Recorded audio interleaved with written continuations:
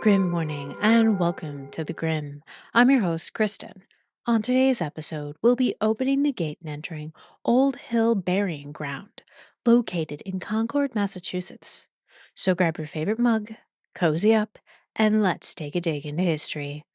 I didn't grow up on the East Coast. For most of my life, American history came secondhand, filtered through brittle textbooks and flickering reels in dimly lit classrooms. It felt distant, faded, like echoes from another world. But then I moved to New England.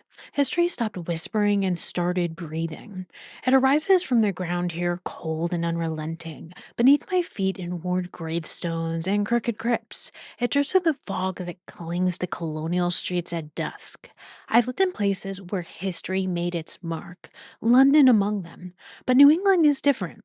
It doesn't just remember its past, it wears it. A second skin stitched from stone walls, iron gates, and the bloodstained names etched into churchyard slate. The locals might seem indifferent, but don't be fooled. They've simply grown used to living alongside ghosts.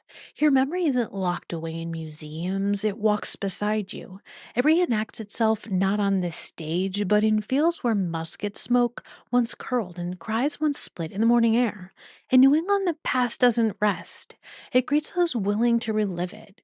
Just this past weekend, Boston marked the 250th anniversary of Paul Revere's Midnight Ride. If you were lucky enough to be there or caught glimpses of it through glowing screens, the event was something pulled from the dreams of every American history enthusiast.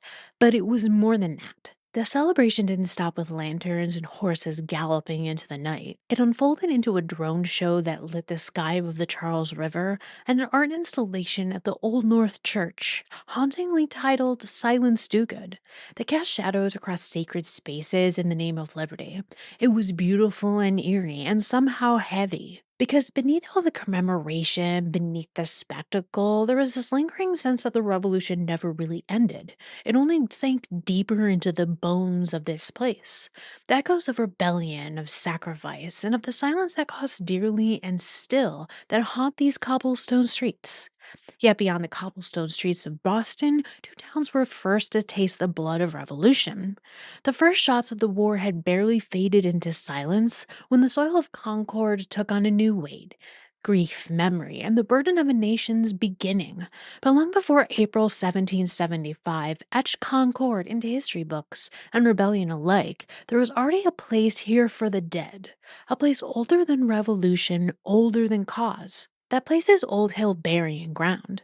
After Concord officially incorporated in the fall of 1635, one of its earliest acts of its settlers, alongside raising a meeting house, was the establishment of two small burying grounds. This one, now known as the Old Hill Burying Ground or the Old Hill Burying Place, was laid out across the northwest edge of a long gravel ridge. That ridge once sheltered the crude homes of Concord's first residents, and at its eastern tip near the crest of the hill, the town's original meeting house stood watch over both the living and the dead. The second cemetery, the South Burying Place, was a more modest half acre near the south side of Millbrook, but it was here atop the gravel ridge that nearly all early burials occurred. According to tradition, the first graves may have been placed just east of the current bounds, though no trace remains. In those earliest decades, markers were simple, if they existed at all: wooden slabs or field stones, long since surrendered to time, weather, and silence. Only a few stones from that era survive. The oldest visible marker belongs to Joseph Merrim, who died in 1677 at the age of 47, but his is simply the oldest named grave. How many lie beneath the earth, nameless, forgotten even by history? That's anyone's guess. Many of those buried here helped build the town from wilderness. Others may have lived to see it burn with a spark of revolution. The cemetery spans just 1.16 acres, a small patch of land for so many souls. Nearly 500 gravestones remain, with burials spanning from 1677 to 1854. The stones range from crude markers to finely carved slate adorned with winged skulls and soul effigies, grim testaments to the region's early Puritan iconography, and the stonecutters who etched mortality into memory. In official records, this burial ground goes by many names. The Massachusetts Historical Commission listed it as Con.804, the Old Hill Burying Ground, and the vital records of Concord, Massachusetts to the end of the year 1850, it's simply labeled GR1. But none of these cold catalogings capture the strange hush of standing among these crooked stones, where wind slips through the worn inscriptions like silence clings to moss. The entrance is easy to miss, nestled between the Holy Family Parish and a brick-ended colonial house on Monument Street, but once you pass through its gates, time slips. The present begins to recede. The air stills the echo of musket fire. Just beyond the rise lies the North Bridge, where blood once mingled with river water and the Revolution took its first breath. And whether you come daylight or dusk, you may feel it too, that this hill is not entirely at rest. From here is only a breath away to the blood soaked soil of April 19th, 1775, where rebellion walked and the first to fall were laid to rest. Gunpowder and ghosts mingled in the misty dawn of a new nation, stepping back into the dark birthing hour of the American Revolution to the fateful battles of Lexington and Concord. This was no ordinary confrontation, it was a chain reaction of vengeance and shadow, a spectral march across the fields of Massachusetts that left behind broken bodies, scorched timbers, and a silence that only the dead can keep. Tensions had simmered for months. Colonial anger burned hot after British Parliament imposed the so called Intolerable Acts, a series of punishments for the Boston Tea Party. By late 1774, the Providence of Massachusetts Bay was a powder keg, with the Massachusetts Provincial Congress forming an open defiance of British rule, training militias and hiding weapons. Then came the night of April 18th. The British regulars, some 700 of them, under Lieutenant Colonel Francis Smith, slid from Boston under darkness, tasked with seizing arms at Concord. But the colonials were ready for a revolution. Lanterns flickered from the steeple of the Old North Church, one if by land, two if by sea. Riders like Paul Revere and Samuel Prescott flew into the night, their hoofs beating a desperate rhythm against the stone. The alarm spread like a wildfire. By dawn, militias had aroused from 30 towns. At Lexington, as the sun broke through the mist, Captain John Parker's militia faced off against the British. The men stood on Lexington Green, quiet but unyielding. Stand your ground. Don't fire unless fired upon, Parker ordered. But if they mean to have a war, let it begin here. No one knows who fired the first shot, but when the smoke cleared, 8 colonialists were dead. Their blood soaked the grass of Lexington Common. The British moved on to Concord, but the land itself seemed to rise against them. At the North Bridge, the tide turned. Minutemen from Acton, Concord, and beyond gathered in force. The British fired first, but the colonial militia answered with a deadly volley. The bridge, now iconic, became a threshold, the place where rebellion stepped into revolution. Captain Isaac Davis was the first to fall, his blood marking the place that Emerson would later call the shot heard around the world. But the horror didn't stop there. As the British retreated toward Boston, the militia swarmed like phantoms, firing from behind trees, stone walls, and houses. In present day Arlington, the fight turned savage. British soldiers, enraged and terrified, stormed homes, bayoneted innocents, and burned what they could. At the Jason Russell House, 21 colonials were slaughtered, some hacked to death as they fled. Bullet holes still scar the wooden walls, and some say you can feel the dread soaked into the floors. Even now, the road from Concord to Charleston carries an eerie echo, the unrelenting march of boots, the rattle of muskets, and the cries of those who would not live to see nightfall. By the time the British limped into Charleston under the cover of their cannons, they had lost 73 men, with over 170 wounded or missing. The colonists only lost 49. But the real toll, it was the moment peace died. War had taken its first true breath. In the aftermath, thousands of colonial militias besieged Boston. Blood had been spilled, and there was no turning back. So, why begin with 2 battles that didn't unfold within the gates of where we've opened today? Because the echoes of Lexington and Concord were buried here quite literally. The soil of Old Hill Burying Ground cradles the men who lived through, died through, and helped ignite those first sparks of war. 50 veterans of the Revolutionary War rest behind these crooked stones, their stories woven into the very landscape. Among them is a man whose name looms large in the telling of America's violent birth, Major John Buttrick. If the name doesn't ring a bell, perhaps the phrase the shot heard around the world will. It was Buttrick who led the colonial militia at the North Bridge, and according to legend, gave the command to fire. Whether or not he gave that fateful order or it was misheard remains a matter of debate. But his place in this story is certain. He stood at the tipping point where protests turned to war, and muskets both gave rise to revolution. Born July 20th, 1731, in Concord, Massachusetts, Buttrick was not bred for war. He was no general, no strategist from European courts. He was the son of the soil, a local man who knew the bend of the river better than the twist of a musket. But on April 19th, 1775, as smoke rose from Concord's town square and the redcoats held the bridge, it was Buttrick who stood at the head of the column of the trembling farmers and blacksmiths and gave the order that changed everything. That morning, as British forces fanned across Concord in search of hidden arms, colonial militias retreated. Colonel James Barrett, commanding the hastily assembled force, pulled back across the North Bridge, giving the town to nearly 700 British regulars. But as reinforcements poured in from Acton, Bedford, and Lincoln, the hill behind the bridge swelled with bodies, over 400 many men armed, mostly untested. The British guarding the bridge now found themselves outnumbered nearly 5 to 1.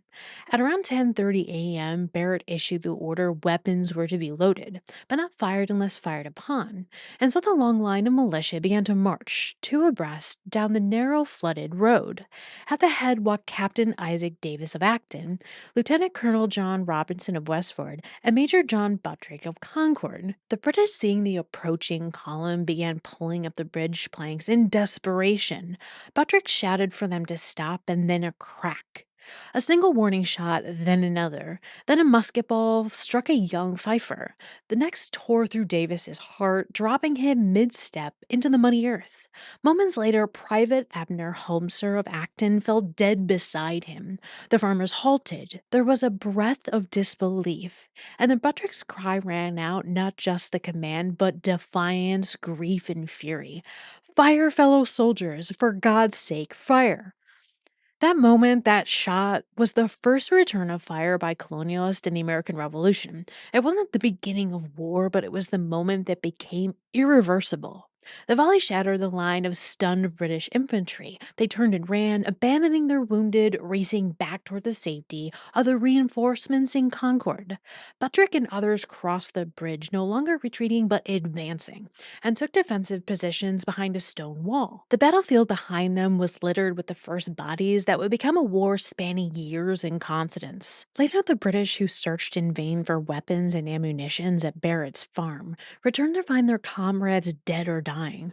One soldier's skull cleaved, possibly by a hatchet. Some believed it was a scalping. Rage simmered in their ranks, and the retreat to Boston would be a long, bloody, and haunting road. Buttrick's shot heard around the world's debate comes from the historians believing he actually was sick at the time with tuberculosis. Unable to cry out, his order may have been to hold fire to the colonial militia, but his men only heard fire. No one will truly know, but his command fire reverberated through time. It was his words that unleashed the shot Ralph Waldo Emerson would immortalize in his Concord hymn. By the rude bridge that arched the flood, there flagged a April's breeze unfurled. Here once the embattled farmer stood, and fired the shot heard around the world. That shot, that moment, belonged to John Buttrick. He died May 16th, 1791, and lies buried in Old Hill Burying Ground in Concord. His statue in the Minute Man now stands near where Isaac Davis fell, back straight, musket in hand, forever watching the bridge. And in nearby Finchburg, a street still bears his name. But here among the trees, stone, and water, Buttrick's true legacy remains, in the silence before the volley and in the echoes that still hum across the Concord River when the wind is just right. Before the muskets cracked in the April dawn, before blood soaked the roadside between Lexington and Concord, the men who would shape that day walked the same New England paths: farmers, blacksmiths, ministers, and sons. And now many of them lie beneath the soil in Old Hill burying ground. This small patch of land holds more than weatherboard stones and crumbling epitaphs. It holds the memory of those who stood when the first line was drawn between colony and crown. 50 Revolutionary War veterans are interred here, their names sometimes fading from stone, but not from the history they helped forge. Among them, Colonel James Barrett, commander of the Middlesex Militia, whose farm was the target of the British expedition. His son Nathaniel Barrett also rests here, two generations bound to the soil they defended. Captain David Brown led one of Concord's 2-minute companies, charging not just into battle but into legend. Reuben Brown, the saddler whose tools and tact helped equip the militia, watched from his shop as the war thundered past his doorstep. And Samuel Brooks, whose house bore witness to the British retreat, is buried here too, his family's land now woven into the landscape of memory. Roger Brown, once a corporal in the Framingham Minutemen, would rise to the rank of colonel. Samuel Brown, Jacob Brown, and Abner Hosmer, whose son died that morning on the bridge, are buried nearby. Their shared surname, a reminder of how families, not just soldiers, were shaped by that day. From the pulpit, Reverend William Emerson stirred spirits and stoked the fires of resistance. As Concord's minister, he offered sermons of liberty before joining the cause himself, serving as chaplain to the Continental Army at Fort Ticonderoga, where he died in 1776. Names like Nehemiah Hunt, Samuel Hosmer, Josiah Merrim, and Aaron Wright round out the muster, each tied to the militia companies that met the redcoats with fire and steel. Others, Ephraim Wood, Ephraim Wheeler, Joas Myout, and John Merrim, leave behind less detailed records, but no less weight in the history they walked. Some were old by the time of rebellion, others still young. Most were buried here with simple stones, a few perhaps without any markers at all, but together they rest beneath this hillside, the same ridge where Concord's first meeting house once stood, the same ridge where the town's first settlers laid out their future, never knowing how fiercely it would be defended. The grave grind for Old Hill Burying Ground was an ice golden milk from the Salt Box Kitchen in Concord. For more honorary grinds in the area, please visit the-grim.com. For now, we're closing the gate on Old Hill Burying Ground. We hope you enjoyed our dig into history. If you did, subscribe today to join us next time when we open the gate on the Grim.